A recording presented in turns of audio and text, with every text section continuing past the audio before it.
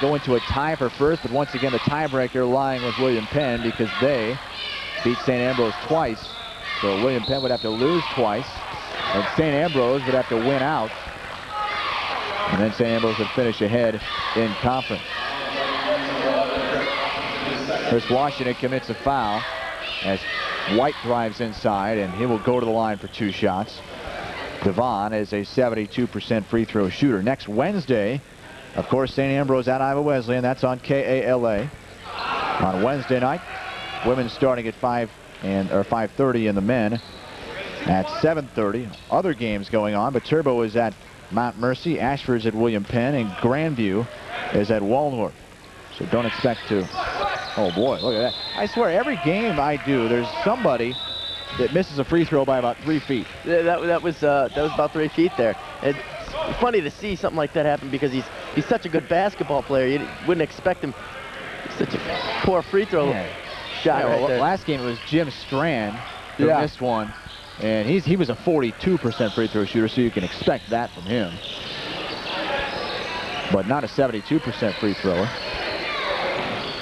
Washington for 3. No good. And a rebound pulled down by Allen. So what do you think of this Waldorf team? You've seen them twice this year. Is this the worst team in the conference?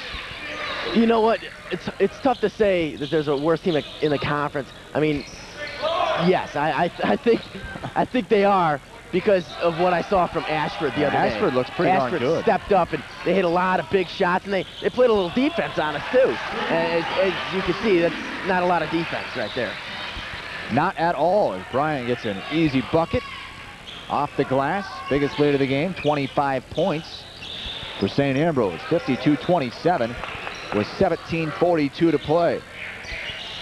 St. Ambrose going to move to 9-3 unless Waldorf somehow finds that elusive 25-point basket, which I don't think is out there. It's almost frustrating to see because I saw how well they played that first half the first time we played them, and I didn't think I'd see them come out here and just barely play. I mean, they contested every shot the first time we played them.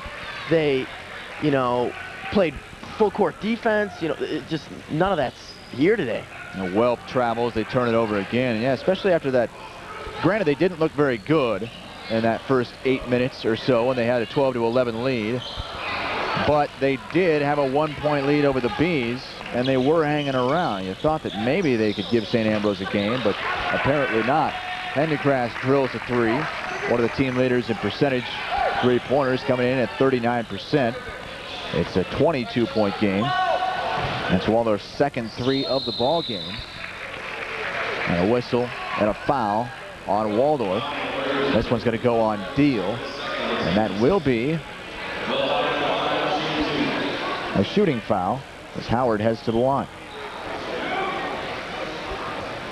Will Howard, fun kid to talk to. Yeah, one of those guys that you had on the Shevlin show. Yeah, earlier on today. Good guy, gonna be a good PE teacher. Would you want him as a teacher too? Oh, I would love him as a teacher. Knows what he's talking about. Makes the first. He'll have one more. A 69% free thrower. And he improves on those numbers with a couple makes here. 54-30. Pendergrass and White really the only guys that have shown anything for Waldorf in this game. No one else doing a thing. Here's Deal. He's not even looking at the basket. Not even turning. And watch the steal. Is he going to get a dunk here? No, lays it in. He had Welp trailing from behind and did not want to risk throwing it down. It's a 26-point lead, biggest of the game, and a steal as Strahan comes up with it. Nice defense by Will Howard there, getting on the floor, getting that ball back out to Strahan. Bryant. He's not done. Look, he's just manhandling Deal down low. Getting ugly in a hurry here, Chris. It's been ugly for a while, Mike. 58-30, a 28-point lead for the Bees. And we mentioned it off the top. Waldorf has been staying in a lot of ball games. They don't get blown out a lot, but they're getting blown out today. And St. Ambrose is going to have their second straight